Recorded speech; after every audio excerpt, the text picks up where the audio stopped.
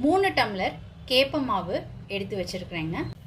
கேப்ப தோசைக்கு மாவு அரைக்க போகிறோங்க. அதுக்கு 3 டம்ளர் கேப்ப மாவுக்கு 100 கிராம் உளுந்து எடுத்துக்கணும். வெந்தயம் 1 டீஸ்பூன் வெந்தயம் எடுத்துருக்குறேங்க.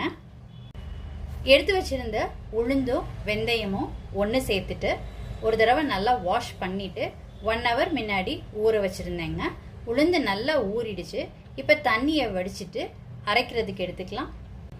நல்லா ஊறின உளுந்தும் வெந்தயமும் தண்ணியை வடிச்சிட்டு ஜாரில் சேர்த்துக்கிட்டு இருக்கேன். இப்போ தண்ணி சேர்த்து இதை அரைச்சி எடுத்துக்கலாம். வலுவலுன்னு உளுந்த நல்லா வலுவலுன்னு அரைச்சி எடுத்துக்கிட்டாச்சுங்க. இப்போ இதை ஒரு அகலமான பாத்திரத்துக்கு மாற்றிக்கலாம். இப்போ தேவையான அளவு உப்பு சேர்த்துக்கிறேன். இதை கரைச்சிக்கலாங்க ஒரு தடவை. இப்போ எடுத்து வச்சிருக்கிற கேப்ப மாவை உளுந்தோடு சேர்த்துக்கலாங்க. எல்லா மாவையும் சேர்த்துக்கிட்ட பிறகு இப்போ கலந்து விட்டுக்கலாங்க. உளுந்தும் மாவும் சேர்த்து மிக்ஸ் பண்ணதுக்கப்புறம் இப்போ தேவையான அளவு தண்ணி சேர்த்துக்கிட்டு தோசை மாவு பதத்துக்கு கரைச்சி எடுத்துக்கலாங்க.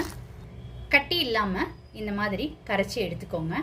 கரைச்சதை 6லேருந்து 8 மணி நேரத்துக்கு புளிக்க வைக்கணுங்க.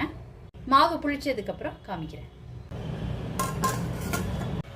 ஃபர்மெண்ட் பண்ண வச்சுருந்த மாவு நல்லா புளிச்சு வந்துருச்சுங்க.